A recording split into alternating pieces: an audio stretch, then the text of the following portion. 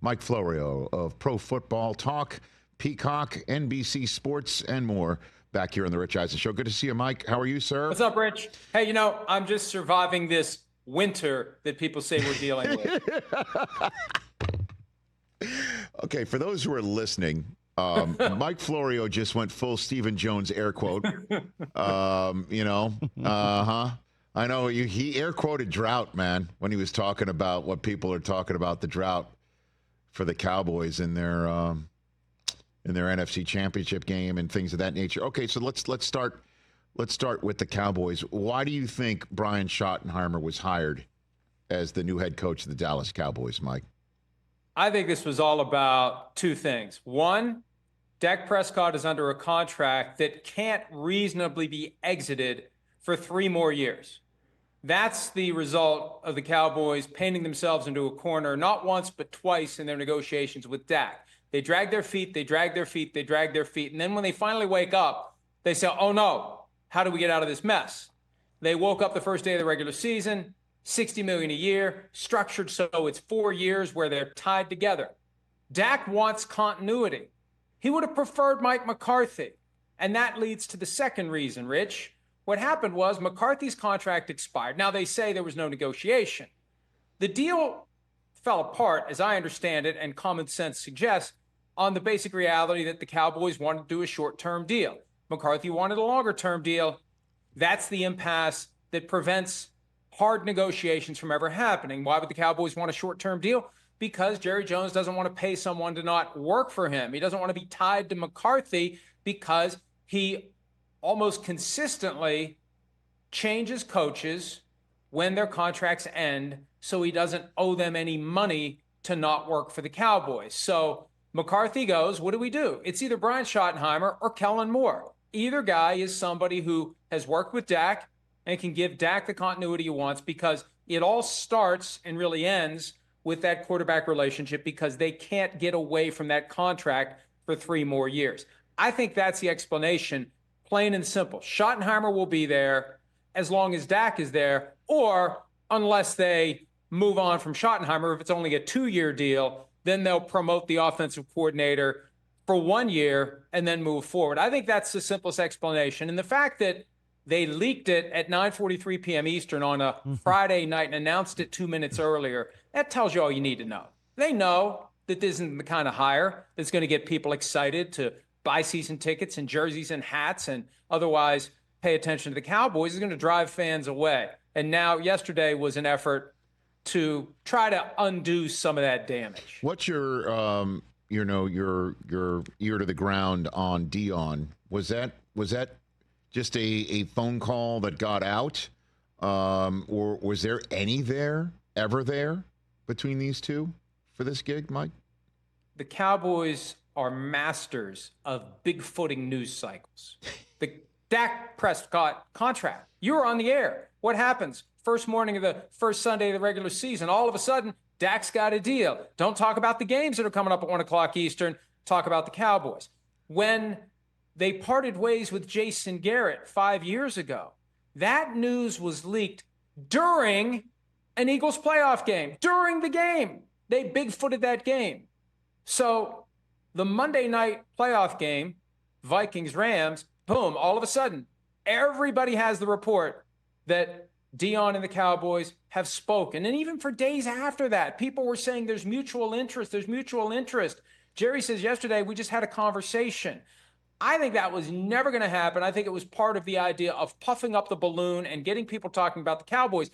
And I believe the reason there weren't more names of that same ilk and caliber and PR generation potential, I think they realized pretty quickly, we can't play this game of throwing all these big names out there and then say, ladies and gentlemen, boys and girls, children of all ages, we introduce you to the new coach of the Dallas Cowboys. Drum roll, please. Brian Schottenheimer.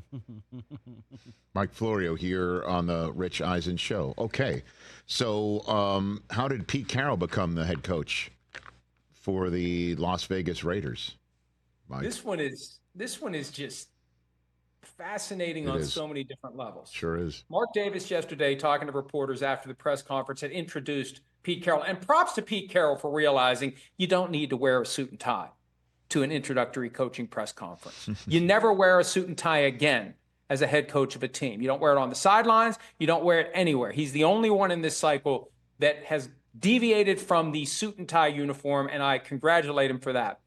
But Davis said that they pivoted to Carroll after another candidate took a different job, which means Ben Johnson. And then he said he didn't make an offer to Ben Johnson. Well, he couldn't make an offer to Ben Johnson because they were playing until last Saturday night, and he made a beeline for the Bears immediately after the Lions season was over. So enter Pete Carroll. When you look at the candidates they'd spoken to, Carroll was far and away the most accomplished, the most seasoned, the most ready to come in and turn this thing around. But where it gets awkward, Rich, when Mark Davis says that Tom Brady is now the guy to provide stability, and they haven't had that since, and to use Davis's words, John Gruden had his head chopped off.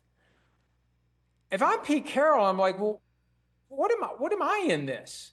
I've been coaching football longer than Brady's been alive. I've won a Super Bowl as a coach. Why is Brady all of a sudden the voice that brings balance to the silver and the black, that stabilizes the organization? So you got some weird dynamics that are going to be awkward, to say the least, because if Carroll is saying something to Davis and Brady is saying something different, and Davis listens to Brady instead of the guy who's there every single day, and not the guy who can't even go to the games because his primary job creates a conflict almost every day the Raiders play, it's going to get awkward, it's going to get weird, and it's going to take some delicate navigation by Brady, by Davis, and by Carroll. Well, I mean, was Belichick ever in play over the last few weeks? Because I'm assuming he's not in line for the Saints job. That ain't happening. So Belichick is going to be week one on the sidelines of University of North Carolina football. So was he ever really, truly in play over the last few weeks? Well, first of all, Mike? Rich, I don't think it was a coincidence that he signs his contract with North Carolina once it's clear that there's no avenue back to the NFL this year. Even though he could still come back, the $10 million buyout is firm now. Before he signs the contract, the term sheet clearly said this is not a binding agreement. He could have, in theory, left Chapel Hill without the Tar Heels getting a single penny in the form of a buyout. But what came out a couple of weeks ago, the report that Brady had spoken to Belichick and that the Raiders and other teams had reached out to see whether or not Belichick was committed to staying in college football, I think, and I kind of know, that was a favor to Belichick at Belichick's request, because Belichick was never going to be hired by Brady. And it's a somewhat delicious irony that the 70-something Super Bowl winning head coach who ends up a year after being fired coaching the Raiders isn't Bill Belichick, but Pete Carroll. Mike Florio here on the Rich Eisen Show. Let's move on to Championship Sunday, Mike. Your first blush reaction to the AFC Championship game victory by the Chiefs over the Bills is what, Mike? Well, it's that fourth down stop that could have changed everything. There was still a lot of time left in the game. We don't know what would have happened after that, but if the Bills had finished that drive when they were holding a 22-21 lead, they get the touchdown. Let's say they go for two and make it a two-score game, which I think Sean McDermott would have been tempted to do, because you got to kill the beast decisively. You can't just nick it, and he's learned that the hard way in the past. That play exposes so many flaws with the way the NFL does things by way of measurement for a first down. They're still using the same technology, i.e. none at all, that was put in place in 1921 after they had the meeting at the Hupmobile dealership when they decided 2 sticks, 10 yards of chain link, and the bare naked human eye, augmented by this weird mating ritual that happens when the two officials on opposing sides of the field, the line of scrimmage, on a short yardage play, each guy picks his spot, and then they move toward each other, and one of them defers to the other. One becomes the alpha, one becomes the beta, and in this case, if the guy, and it's Jeff Seaman who was on the far side of the field, if Patrick Holt, the guy who had the spot that was short, had deferred to Seaman, who had the spot that was first down. If it had just flipped, they get a first down there. That's as simple and basic as these decisions are made, devoid of any technology. And I think we all, every stakeholder in the game of football, fans, media, everyone needs to say, no excuses. No, well, this won't work because of this won't work because of that. We need more time.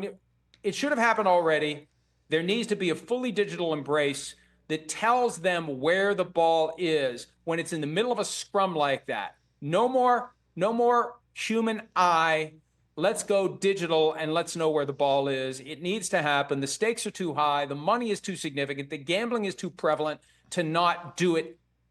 I was going to say yesterday, but 2 days ago. It needed to be in place for that play. So I never really thought I'd have a Marlon Perkins reference in the history of the Rich Eisen Show, but calling a mating ritual here, I'm going to date myself. This is not Animal Planet. That's what I'm saying. No. A Wild Kingdom, is what, or Wild Chiefs Kingdom, Certainly on top of it, since so many people come to the table right now thinking that the Chiefs have a thumb on the scale in their favor. And so I ask, is this going to be this year's version of, say, the missed pass interference penalty in the NFC Championship game between the Rams and the Saints, or the overtime game between the Chiefs and the Bills in which Josh Allen didn't touch the football? Is this going to be this year's postseason version of let's address it right here, right now in the upcoming owners meeting? Do you think this will actually happen? How close are we to the technology here being used? I think the difference this time around is it wasn't so glaringly obvious as it was in those other cases that change needed to be made. And also, this time around, the mechanism is already in place with optical tracking technologies that the league talked about last year. Sports Business Journal had an interview with Donna Ponte, the chief administrative officer for the NFL, March 1 of last year, that they're testing it out. They're developing it. I think the message moving forward is put this thing into high gear, hyperdrive. We got to get this in place. We can't have more moments like this where when it's all unbundled, and it's amazing there was no pool report that would have featured an interview between one reporter, a designated reporter, and Clete Blakeman, the referee, just to get an explanation of what happened and why. There was nothing. That only adds, of course, to the tinfoil hat wearing crowd who thinks everybody's in on the conspiracy, including the reporters. But I think this is the sign that they need to accelerate the embrace of technology, whatever it costs, whatever it takes. We've got the money, we've got the technology, we have to do it because there's too many people out there who are going to supply their own narrative if we can't supersede their narrative with facts. I'm going to ask you a question as we wrap up our chat here, Mike. It just popped into my head. And Chris and TJ, I might ask this of many others who come into our midst between now and the Super Bowl. Let's go. Depending on how this one goes. No pressure. So if you could choose anybody in the NFL, front office, league office, other coaching staffs, other players, you choose one person to watch Super Bowl 59 with, to watch their reaction to the game and the ultimate result. Who would it be, Mike? I have one in my head. I'm going to throw one in your direction. To you. How about that one? Wow. A watching buddy for Mike Florio for Super Bowl 59. I'd probably say Roger Goodell. Okay. Just because I'd want to hear what he's saying and thinking, and I'd want to see the facial expressions and the reaction and the phone calls he might be getting during the game. That's probably the first one that would come to mind because I want to see what he goes through during the premier sporting event in the entire country as it unfolds, as mistakes might happen, as things might occur that could feed this narrative that the NFL is trying to rig things for the Chiefs, which is just ridiculous. I mean, let's just be clear. The narrative is ridiculous, but it's impossible to get people to not believe what they firmly believe. If we've learned nothing else in our political discourse over the past 10 years, it is impossible to get people to yield on the things they fervently believe. I'd want to see how he handles that whole morass of factors and issues and pressures as the game unfolds. Here's my guy. You ready for this, Mike? I would want to watch Super Bowl 59 with John Mara. That's who I'd want to watch. Yeah, that's good. That's a good one. You know, that's a good one. I would want to watch it with him. He's not watching the game. What are you, crazy? Are you crazy? Of course he's watching the game. Why would he do that to himself? It's not what he do to himself. By the way, first of all, his dad's name's on the football. He's a football guy through and through. He's watching the Super Bowl. I don't know if he's going to be there. I doubt it, but I have no idea. He's watching it. And again, every single time we see one ripped off by 26, he's literally the first person I'm thinking of. What is he thinking watching the Eagles get to the Super Bowl with 26 doing what he's doing? Arguably the most valuable Eagle. That's the guy I'd kind of want to watch the Super Bowl with. That's a great one. That would be even better than sitting next to Newman with a giant bucket of popcorn. That would be awesome. You know what I mean? Like I keep thinking of it right now. And I understand it. And part of it is kind of unfair too, because the Giants, the bed wasn't made really this past offseason, but the one before it, when they couldn't get a job done and decided to go ahead and franchise tag Saquon and make the long-term deal with Daniel Jones. If they could flip that, it might be a different story. The Eagles might not be going to the Super Bowl right now. You know what I mean? But I still would want to get his 2 cents watching it, you know? Rich, the biggest unforced off-field error committed by any NFL franchise in the 23 years I've been doing this is the decision of the Giants to submit to the offseason Hard Knocks last year, because we got to see how the deliberations unfolded. We got to see how badly they missed the mark. This trend toward interchangeable parts at running back has finally been exposed in its flaw. You can find a running back anywhere who can get you 1,000 yards if you have blocking, if you can trust him to hold on to the ball, if you can trust him in blitz pickup. There are guys at every major college, sea to shining sea, that could play at the NFL level. But there aren't many guys who are special. And that's where they got it wrong. And we saw it play out. And if John Mara had a worst possible case scenario of not keeping Saquon Barkley, as all of these conversations were happening a year ago, the worst case scenario is he goes to a division rival, he leads them to the Super Bowl, and he has 250 yards and 3 touchdowns, and that division rival wins the Super Bowl with the ultimate gift that the Giants gave them. I don't disagree with a single syllable that just came out of your mouth, Mike. Thanks for the time. Always appreciate your 2 cents on this subject matter. And do you got a prediction? I mean, it's real early, but it's too early. It's too early. But yeah, last time around, 2 years ago, Rich, the Eagles were 1.5-point favorites going into the game, and the consensus was they're the better team. I picked the Chiefs because they have Patrick Mahomes, right? Yep. Patrick Mahomes is the difference maker. Never bet against Patrick Mahomes. This time around, the Chiefs are favored. The Eagles are arguably better than they were 2 years ago, especially with Saquon. No doubt. The Chiefs arguably aren't as good as they were 2 years ago, and they're favored. This one, if they pull it off and get to the top of the mountain for the 3rd straight time, Super Bowl era, I know Packers fans get a little, well, we won 3 in a row, but it wasn't the Super Bowl. This is unprecedented. If the Chiefs do it, they will have earned it, because this may be the toughest challenge they've faced in any of the Super Bowls they've won. Mike, you're the man. Greatly appreciate it. Thanks, Rich. You bet. Everybody check out Pro Football Talk, as always, not just online, but obviously through Peacock as well, every single day. And you can see Peacock right here on Roku portal. There's Mike Florio. Catch the Rich Eisen Show every single day on the Roku channel, 12 to 3 Eastern, for free.